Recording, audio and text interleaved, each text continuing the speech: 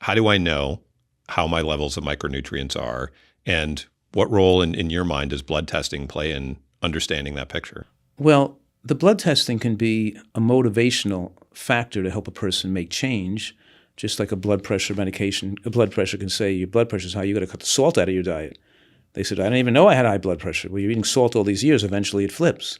So maybe the high cholesterol, high homocysteine, whatever the things we're testing, can be utilized to help target, but help people motivate themselves to make the changes and to give them the confidence of doing the right thing.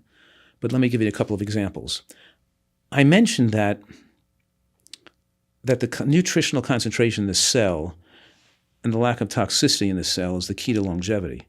But also we're talking about the cell membrane, having cell membrane fluidity, and the omega-3 index being favorable to have the right ratio of omega-3 versus omega-6 on the outside of the membrane, and gaining weight and overeating oils is going to have your omega-6 levels be too high, and your omega-3 index is going to be too low because you have extra body fat, and you're eating all these seed and grain, all these oils in your diet, right? So when I advise a person to eat healthfully, I want them to lose body fat while they're losing body fat, and they're losing saturated fat stored in the body while they're consuming adequate omega-3 sources like flax seeds and walnuts, and taking an omega-3 supplement as they're losing weight, so we can start to see the omega-3 index come into the favorable range. So the studies over the last decade have shown that the omega-3 index being higher is protective against brain shrinkage with aging and cognitive impairment, but also we're finding in the last 5 years that a higher omega-3 index is linked to longer lifespan and lower risk of all-cause mortality as well. It's not just brain shrinkage. So if your omega-3 index is, somewhat low, maybe 3 or 4, maybe it says, okay, take a little more of that supplement then to bring you up to 5 or 6. So it can help the people direct their supplemental regimens. And of course, I'm saying too that there are some benefits to eating animal products, such as B12, omega-3 from seafood and fish, and zinc, that you don't get optimized with plant foods as easily as you can optimize those nutrients with animal products. So by looking at the omega-3 index, it assures us that this person on a plant diet who don't want to take in the toxins from fish or the plastics from fish, because we know that at this point, we know that the dumping of plastic and garbage in the oceans, particularly the bottom feeders, like clams and oysters and mussels and scallops and crabs and lobster, those are called bivalves. The clams, oysters, mussels, and scallops are called bivalves. They filter a lot of water through them, and when they have the growth of overgrowth of algae and cyanobacteria, and the BMA filters down through the water and gets concentrated in these foods, there's a link now to people eating lake fish with algae overgrowth or fish cough of the continental shelf, particularly bivalves and shellfish, with clusters of ALS and PDS, Parkinson's dementia syndrome. So a lot of people into plant-based eating are also keeping their body clean by reducing seafood as well, but then you're reducing omega-3 food and zinc. So it pays to supplement smartly and conservatively with a few elements as we move our diet more plant-based or more plant-heavy, and as we cut back animal products, we're lowering some protective nutrients that are in animal products like B12, zinc, and omega-3 fatty acids. So looking at the B12 level, we're taking those supplements appropriately, and now people could have some confidence that they're taking the right amount because their blood levels confirm they're in the optimal range. Now, one thing to consider here, though, is that B12 in the blood is not a great indicator of of where you are. Let me explain for a minute. Because the normal range for B12 in the blood is like 250 to 1,000, let's say, right? So if your level is 600, 700, 800, your level's fine, and you're not going to have to do any more testing. But what if your level is 200 or 300? It's still in the normal range, but it's the lower end of the normal range. It's not that accurate. The blood test doesn't really tell you if more would be better for you once you're in that normal range. But that's where a homocysteine is effective. Because a homocysteine elevates in the blood if you're B12 deficient or if you're B6 or folate deficient. Now, this person eating a Nutritarian diet like I recommend, with all these green vegetables and beans, are not folate deficient. They're getting tons of folate in their diet. They're getting tons of B6. So now, if the B12 is lower side of normal and the homocysteine is a little elevated, it's most likely elevated because the person needs more B12. So that's an indicator the person could eat more B12, right? There is a very rare disease, a rare genetic defect called a methyl tetrahydrofolate reductase deficiency that can cause homocysteine to rise too.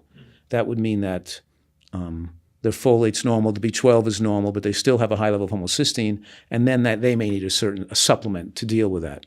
But this is something that the blood test can help us evaluate. Is it something common? Is it something unusual? But but good to check that once in a while to make sure that you're having adequate levels, and good to check your omega-3 index, because we all convert the short-chain omega-3 from walnuts and flax seeds, and we convert that into the longer chain, EPA and then DHA, at different genetic capacities. Some people make more, some people make less, and to know your number with how much you have to supplement is probably a good idea, right? Vitamin D is also could be very uniquely independent on that individual. And we're usually not recommending people take huge amounts of vitamin D, but take enough so you're not deficient in the blood. And you can get enough from sunshine or get enough from, but we usually, most people are supplementing conservatively to protect deficiency. But like with any other nutrient, we're talking about a region of homeostasis where too little could be bad and too much could be bad as well. We don't want to just take large amounts of nutrients we don't need, right? So I'm saying right now that, like, vitamin D is interesting, is that there was a study on Caucasian surfers in Hawaii and found that they came off the surfing for a couple hours a day, and the majority of them were vitamin D deficient. How do they spend an hour out in the sun every day in a bathing suit and not get enough sunshine? You got to get vitamin D. And they found out the answer was when they came out of the sun, they went into the showers and they used soap and washed their skin. And when you wash the oils off your skin with soap, vitamin D takes time to penetrate into the tissues once you have sun exposure. So you have to leave the oil on your skin and not wash with soap and not, for hours after exposure to get the vitamin D to penetrate the body. So that's why I shower once a month, I only shower once a month, whether I need it or not. Well, you've just answered a question for me, because I got a set of blood testing recently and was low in vitamin D. And I had said to my wife beforehand, like, I don't even need to look at vitamin D. I live in San Diego. I'm surrounded by sun constantly, and I was vitamin D deficient, and maybe that's why. It could be also that vitamin D is a fat-soluble nutrient, and you need to take your vitamin D supplement with a meal that has fat in it. So if you eat your vitamin D with a piece of fruit, there's no fat in it. You're not going to absorb it well. Right. You have to eat the vitamin D with some nuts in the meal, right. Or you have to have the fat on your skin sit there after your exposure and not come in and take a shower after you're exercising outdoors and going for a run or playing a game of tennis with no shirt on or whatever you're doing outside or going for a swim. Don't take a shower that quickly. Right. So you mentioned vitamin D, the omega-3 index, B, homocysteine, which I want to come back to because it's such an interesting one. Are there other? It sounds like those are all in the set of markers that you can get some utility out of blood testing, whether to get an initial baseline or whether to see whether your supplementation or some nutritional changes are taking effect. Are there other nutrients you find particularly valuable to test in the blood? It depends, because I prefer that people change their diet and eat healthfully. Because if you test a person on a conventional diet, I would expect all their blood to be messed up and all their blood to be deficient in a lot of different nutrients, unless you're using it to motivate them to eat better. But I'm assuming, but most of my clients and people who follow my advice are eating relatively healthy diets, so they're not going to be grossly deficient in all these nutrients. So we could just target those nutrients that are most likely deficient on a healthy diet. You follow me?